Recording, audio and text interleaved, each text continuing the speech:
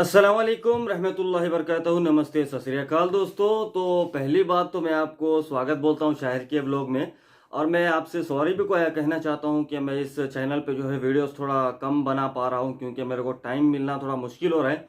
जो मेरे पुराने लोग हैं, सब्सक्राइबर है, वो लोग तो जानते ही है कि मैं एक हाउस ड्राइवर हूँ, तो काम बहुत ज़्यादा होता है मेरे को। इसीलिए जो है मैं आज आपको सॉरी बोलता हूँ दिल से।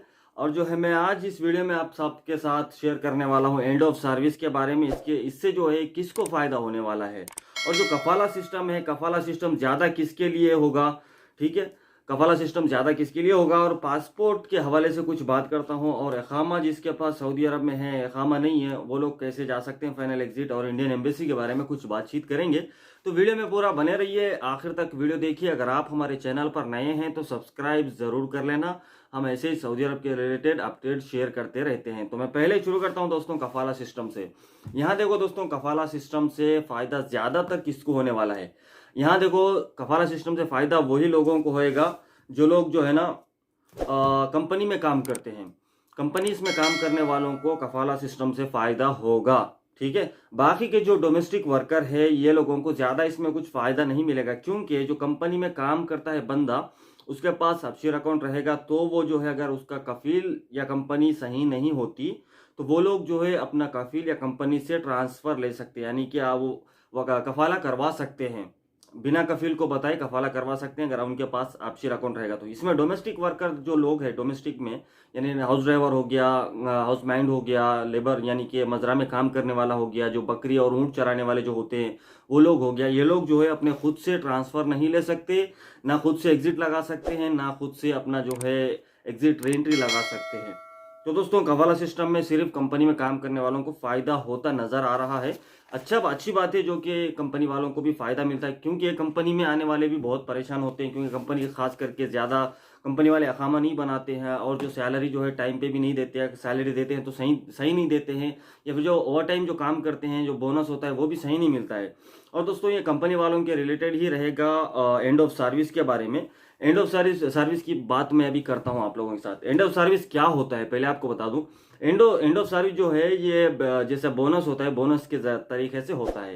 यानी जैसा आप समझो, एक ही कंपनी में 5 साल तक कंटिन्यू काम किया, तो जो है आपका जो हर साल का, हर 12 महीने के बाद में आधी सैलरी आपको फ्री मिलती है बोनस के तौर पे।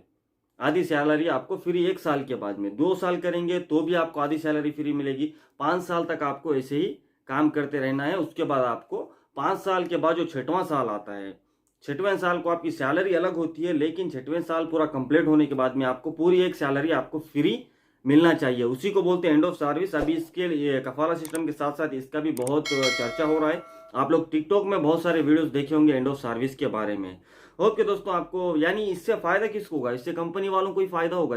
इससे हाउस ड्राइवर को या डोमेस्टिक वर्कर्स को बिल्कुल भी फायदा नहीं है। डोमेस्टिक वर्कर को इससे, क्योंकि डोमेस्टिक वर्कर जो होते हैं वो प्राइवेट होते हैं। अब खास करके हाउस ड्राइवर हो गया, ज्यादातर यहाँ सवाल करेंगे हाउस ड्राइवर लोग, क्या भाई हमको नहीं मिलेगा क्या? देखो, कफील जो है अपने दिल से अगर कुछ देना चाहे तो देता है, नहीं देना चाहे तो नहीं देता है। क्योंकि देखो, यहाँ के कफील भाई हाउस ड्राइवर की सैलरी टाइम पे नहीं देते हैं, तो ये लोग बोनस कहाँ से देंगे, है ना। जो कफील अच्छा होता है वो बोनस तो क्या, वो रमजान के ईद को ही दे देता है। हर ईद को वो पैसा दे देता है, अगर कफील सही होता है तो। वैसे अगर नहीं होता है तो वो फिर आप 2 साल आपको मुकम्मल नहीं करना पड़ेगा। सैलरी 1500 है, 1500 तक काम करो, पूरा 1500 में ही 2 साल तक काम करो। उसके बाद आप चले जाओ, छुट्टी जाओ या एग्जिट जाओ। वो भी सही टाइम पे, फाइनल एग्जिट भी नहीं देते, ना छुट्टी नहीं देते। अब चलिए बात करते हैं हम पासपोर्ट के बारे में। तो दोस्तों, मैं पहले जो वीडियो बनाया था कि पासपोर्ट को ऑनलाइन अपॉइंटमेंट लेना पड़ेगा, तो अभी आपको मैं 2 दिन पहले ट्विटर खोल के देखा है, तो इंडियन एम्बेसी ने जो है जवाब दिया है कि आपको ऑनलाइन अपॉइंटमेंट लेने की ज़रूरत नहीं है। आप डायरेक्ट जो है पासपोर्ट ऑफिस को विजिट कर सकते हैं। डायरेक्ट वहीं जाके आप पासपोर्ट अपना अप्लाई कर सकते हैं नया पासपोर्ट के लिए। यहाँ पर एक भाई ने मेरे को सवाल किया था कि भाई, मैं एक कंपनी छोड़ के दूसरी कंपनी में गया और मेरे पास पासपोर्ट नहीं है। बिना पासपोर्ट के तो आप दूसरी कंपनी में जा नहीं सकते। एक तो अगर आप चले भी गए हैं, अगर आपके पास ओरिजिनल पासपोर्ट नहीं है, अगर आपके पास जिराक्स होगा, तो आप जिराक्स के जरिए मेरा पासपोर्ट गुम गया करके वो अप्लाई आप कर सकते हैं। आपके पास जिराक्स होना जरूरी है, क्योंकि पासपोर्ट नंबर और आपका नाम एड्रेस पूरा होना जरूरी होता है। ठीक है दोस्तों, और अब चलते हैं हमारे यहाँ पर सबसे ज़्यादा पूछे जाने वाले सवाल पे। ये सवाल है दोस्तों, इकामा एक्सपायर हो गया या इकामा जो है कफील नहीं बनाया।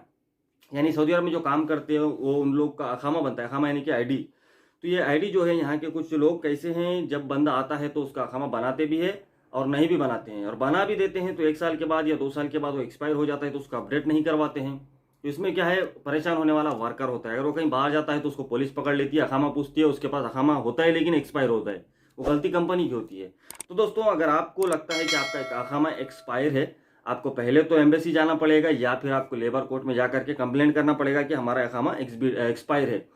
बिना अखामे के आप छुट्टी भी नहीं लगा सकते, बिना अखामे के आप फाइनल एग्जिट भी नहीं लगा सकते। अगर आपका अखामा एक्सपायर हो गया तो आप जो है इलीगल में आ जाएंगे, आपके ऊपर हुरूफ भी लग सकता है और फाइन भी लग सकता है। तो आप ध्यान दीजिए, अगर आपका अखामा एक्सपायर है तो जाइए एम्बेसी को और लेबर कोर्ट को जाइए, वहाँ जाकर के कंप्लेंट करिए।